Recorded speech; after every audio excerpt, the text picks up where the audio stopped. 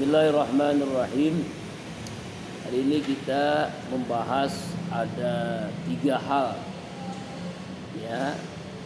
Yang pertama bagi yang batal wudu. Yang kedua bagi yang junub.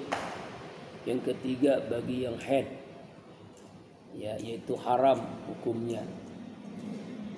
Haram itu ma yusabu ala tarkihi, diberikan pahala bagi yang meninggalkannya, wa yu'aqabu ala fi'lihi, dan diberikan siksa bagi yang melakukannya. Ini namanya haram, kebalikan dari halal. Ya, kalau halal ma yusabu ala fihi dilaksanakan berpahala, wa yu'aqabu ala tarki, dan disiksa ketika meninggalkannya. Haram itu murka Allah. Haram itu celaka. Haram itu neraka. Makanya ditinggalkan. Nah, ini kita belajar fikih tentang toharoh. Haram yang pertama, manin taqada wudu'uhu. Siapa orang yang batal wudunya? Kita tahu batal wudu itu penyebabnya keluar dari 2 lubang. Ya, lubang belakang, lubang depan. Kemudian hilang akal, misalnya tidur atau selain tidur.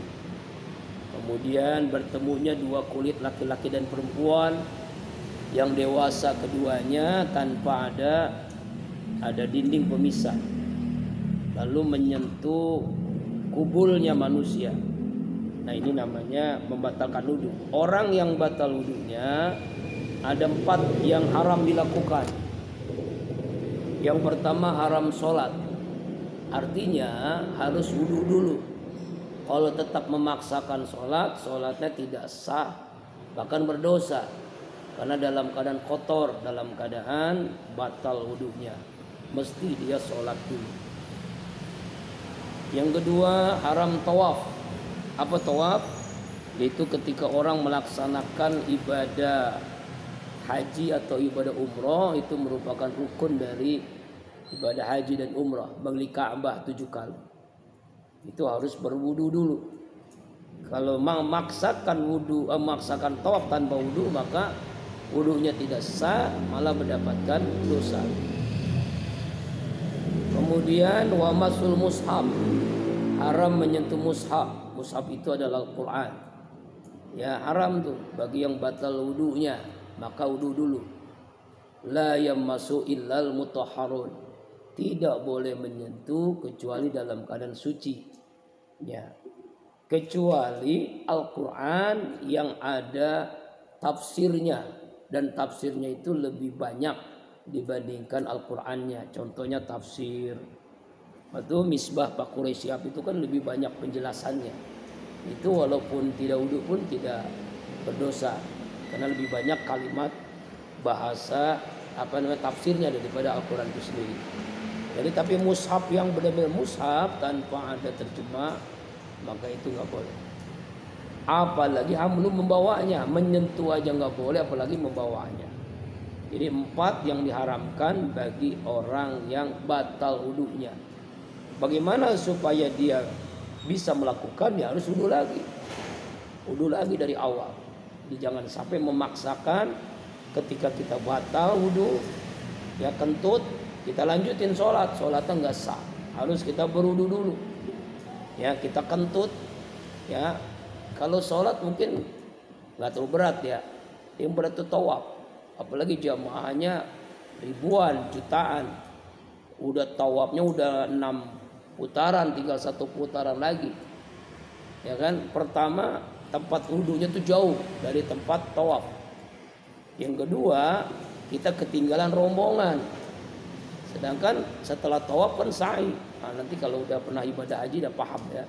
Nah, itu kan 1 putaran itu kalau dekat dengan pusat Ka'bah mungkin enggak cuma berapa ratus meter ya. Tapi kalau udah berapa puluh meter, tapi kalau udah putarannya jauh dari pusat Ka'bah, itu bisa 1 putaran 1 kilo. Biasa di lantai 4. Nabi mencoba di lantai 4, alhamdulillah cuma 1 kali udah nggak kuat. Ya karena paling atas kan. Nyoba-nyoba. Itu berat, udah panas ya, masya Allah. Tapi nikmat. Nah kembali lagi, tawaf batal harus dari awal lagi, wudu dulu baru. Kemudian menyentuh Al-Quran, Al-Quran yang tidak ada tafsirnya itu nggak boleh, haram. Lalu juga membawanya, apalagi membawanya. Ini bagi yang wudu, batal wudu. Kemudian sekarang yahrumu alal junubi, haram bagi yang junub. Junub ini artinya karena hubungan suami istri, karena mimpi basah. Nah ini ya, junub namanya. Ya, karena junub dia harus mandi dulu. Kalau belum mandi, dia memaksakan melakukan 6. Ini haram hukumnya. Ya, sittatu asya, ada 6. Pertama as-sholatu, sholat. Jadi ketika junub harus mandi dan wudu dulu. Harus suci dari hadas besar dan suci dari hadas kecil. Harus mandi dan wudu dulu. Ya. Yang kedua haram tawaf, sama juga dengan tadi kan haram tawaf. Orang yang junub langsung tawaf nggak bisa. Dia harus mandi janabah, harus berwudu dulu baru bisa tawaf. Kemudian wa musul mushaf, menyentuh Al-Quran juga sama. Wamlu dan membawa Al-Quran. Jadi yang 4 ini sama dengan batal wudu. Ya, yang 4-nya sama. Tapi yang 5 dan 6 ini tambahan bagi yang khusus bagi yang junub. Yang kelima adalah lubsu fil masjid, diam di masjid. Ya, di mana di situ tempat, misalnya kamu lagi i'tikaf di sebuah masjid lalu mimpi basah, cepat-cepat keluar masjid, mandi janabah, berwudu, baru kembali lagi ke masjid. Jadi jangan sampai kita tidur di masjid lalu punya junub, kita tetap diam, nggak boleh, itu haram. Harus cepat-cepat keluar dari masjid, mandi dulu ya, dan wudu dulu. Kemudian qiraatul Quran, membaca Al-Quran juga nggak boleh. Qiraatul Quran, membaca Al-Quran itu nggak boleh baca Al-Quran. Kenapa? Karena dalam keadaan junub, harus mandi dulu, harus wudu dulu baru boleh baca Al-Quran. Kemudian yang berikutnya haram bagi wanita haid. Ini khusus bagi wanita. Kita harus tahu kenapa?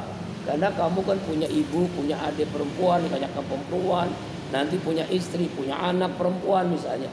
Harus dijelasin nih. Bagi yang haid ini ada 10 yang haram.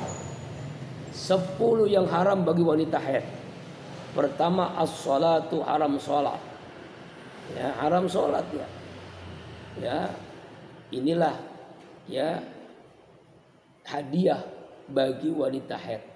Hadiah bagi wanita. Jadi kalau kamu pengen libur sholat gampang, haid aja. Jadi kalau mau pengen libur sholat, haid aja. Allah. Ya, haid.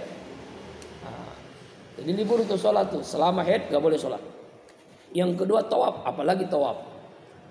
Nah, makanya kalau orang yang melaksanakan ibadah haji, ibadah umroh, sebelum dia ke sana itu diperiksa dulu sama dokter, dia disarankan, dianjurkan untuk minum pil anti haid. Kenapa? Karena ibadah haji umroh itu kan nggak setiap bulan, nggak setiap tahun, bahkan kadang-kadang seumur hidup sekali. Rugi rasanya kalau di sana tidak ibadah. Nah ini kejadian ketika Abi tahun 2022 haji itu kan ada jamaah yang sudah minum pil anti haid.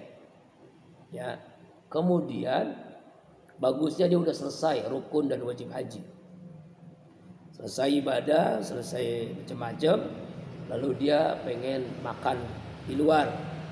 Padahal kita udah dapat makan dari, karena kita bayar kan dapat makan nasi kotak itu udah makan, udah ada tuh. Cuma dia pengen makan di luar, semacam KFC lah di sana. Ketemu setelah makan itu dia minum. Kalau di sana tuh Pepsi, kalau di Indonesia ini Coca-Cola atau Sprite. Ternyata itu pantangan bagi orang yang minum pil anti haid. Apa yang terjadi? Setelah dia makan, dia minum itu, pulang dari tempat makan langsung keluar haid banyak sekali. Akhirnya seminggu dia tidak bisa ibadah. Sayang kan? Sayang di sana di Mekah, di Masjidil Haram tidak ibadah. Makanya memang pembimbing haji umroh itu, walaupun wanita-wanita sudah benar bil anti head, harus jelasin larangan-larangannya. Di antaranya itu minuman yang bersoda, ya Pepsi, ya Coca-Cola, Fanta. Karena itu keras itu. Jadi pil anti head itu tidak ngenain. Itu kejadian benar nyata ya. Kasihan akhirnya kan. Ya, seumur hidup sekali ibadah haji. Bagusnya alhamdulillahnya itu dilalanya dia udah rukun wajib haji, hanya sunnah haji. Cuma kan rugi juga kan. Karena ibadah di Masjidil Haram itu pahalanya 100.000 rakaat. Kalau di Indonesia nih, kamu ibadah seluruh dunia itu 100.000 rakaat. Kalau di sana 1 rakaat. Saking besar pahalanya ibadah di tanah haram. Ya. Kemudian haram apa lagi? Menyentuh mushaf. Wahamlu membawa. Ini sama nih. 6 ini sama dengan apa? Dengan wanita junub. Tambahnya 4. Ya, dengan wanita bagi yang junub, bagi yang junub. Ya, haram sholat, haram tawaf, haram menyentuh Al-Quran, haram membawa Al-Quran, haram diam di masjid, dan haram membaca Al-Quran. Sama kan dengan junub. Nah, pertanyaannya, bagaimana orang yang hafiz Al-Quran, hafizah? Nah, bagi hafizah ini, dia itu menghafalnya di hati aja, jangan dilafazkan.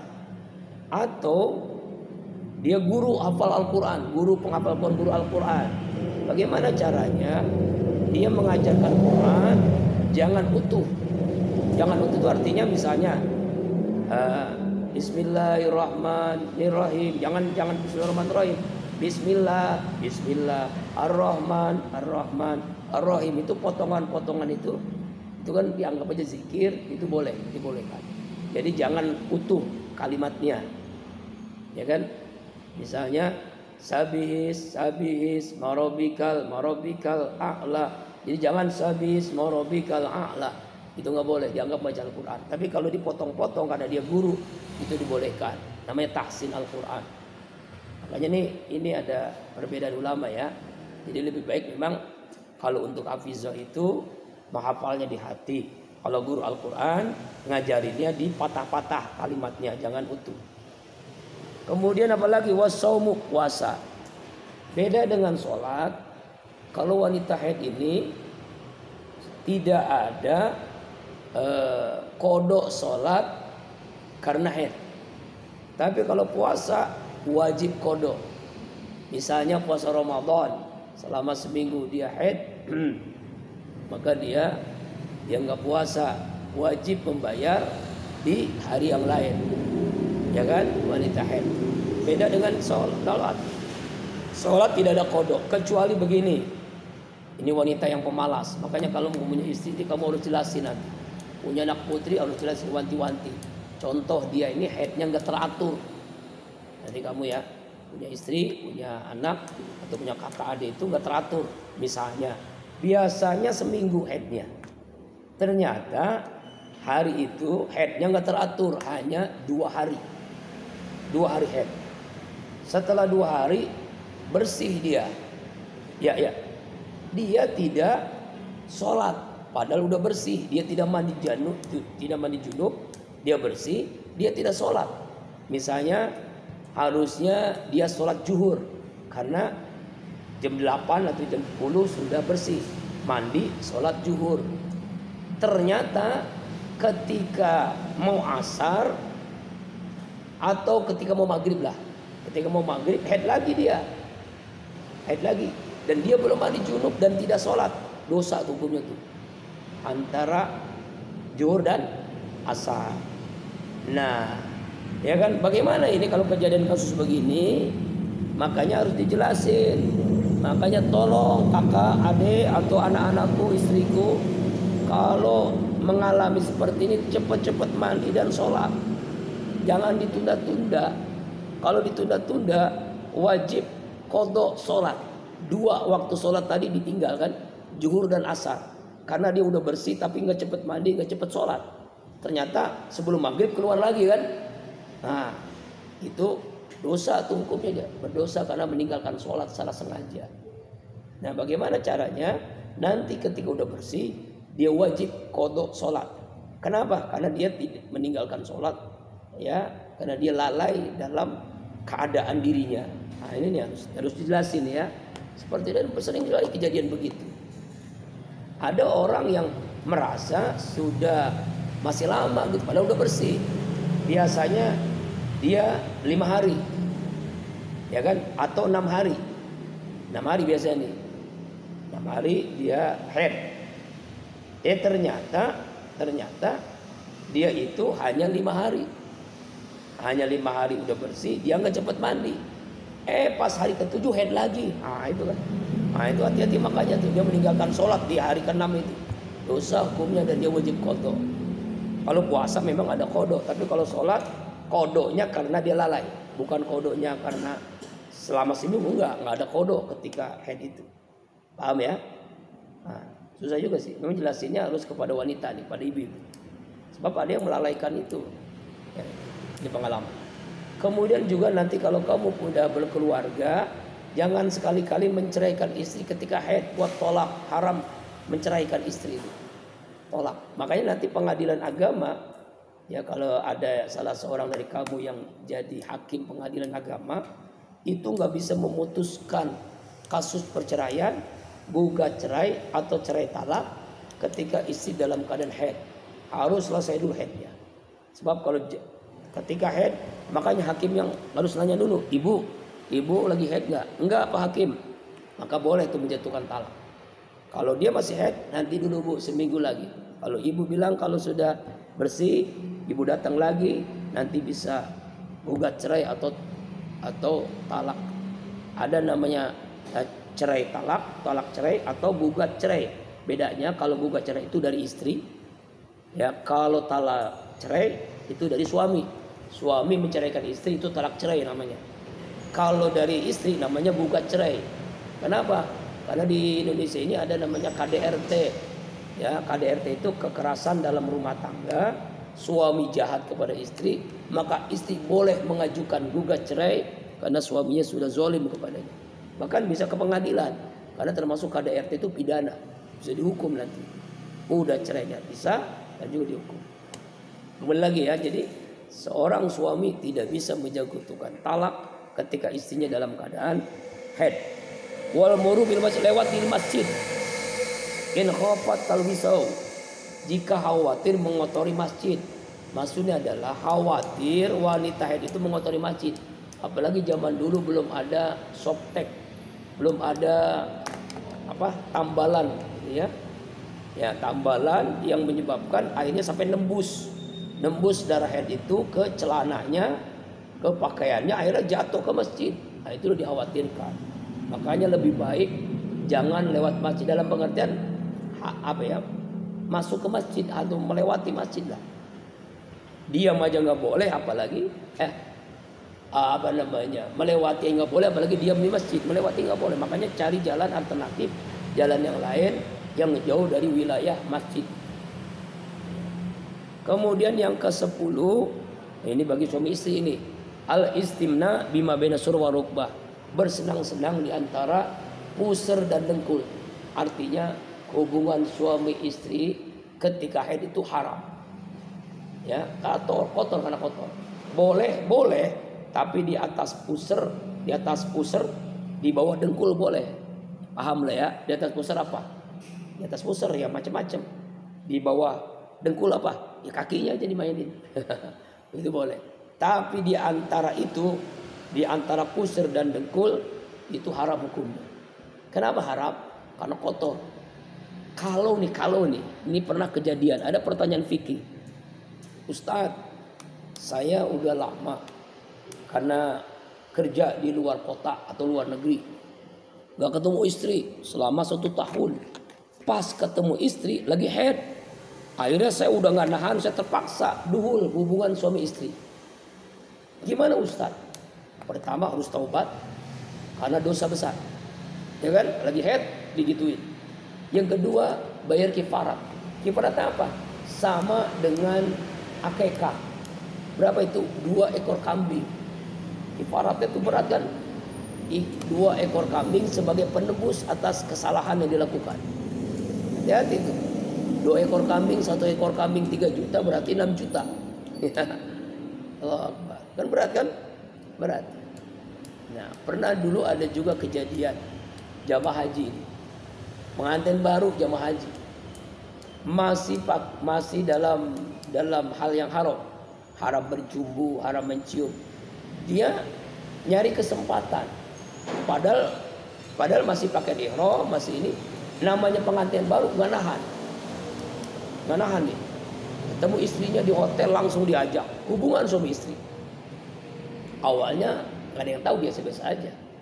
Tapi akhirnya dia ngomong sama temennya. Temennya cerita sama Ustadz. Waduh, ini bahaya nih, dia harus bayar dam. Damnya apa Ustadz? 1 ekor sapi. 1 ekor onta. Ya Allah. 1 ekor onta. Itu harganya bisa 50 jutaan. Tuh hati-hati tuh. Gara-gara kalau dia nggak bayar dam, hajinya nggak sah. Karena dia telah melakukan hubungan suami istri. Walaupun ya halal sih hubungan suami. Sama dengan orang puasa kan, kalau puasa berapa tuh? Hubungan suami istri siang hari Ramadan. 2 bulan berturut-turut dia harus bayar. 2 bulan berturut-turut tuh. Makanya hati-hati nih hukum nih. Jangan mempermainkan hukum. Ketika hubungan suami istri, ketika haid, ketika puasa, dan ketika haji, dalam keadaan ihram, itu ada sanksi hukumnya. Kalau lagi haid, 1 ekor kambing, taubat kepada Allah, minta ampun dan harus bersih. Yang kedua, kalau puasa Ramadan, hubungan suami istri siang hari, 2 bulan berturut-turut dia harus bayar. Kemudian 60 hari berarti kan puasa 60 hari. Padahal cuma 1 hari melakukannya. Nggak sampai 1 kali, berapa menit ya. Kemudian apalagi kalau dia ihram 1 ekor onta. Ya, itulah pentingnya kita tahu hukum. Jangan mempermainkan hal-hal yang seperti itu. Allah SWT. Pengennya nih ngaji semua kitab. Cuma kondisi suara masih belum fit. Ya. Jadi mohon maaf, mudah-mudahan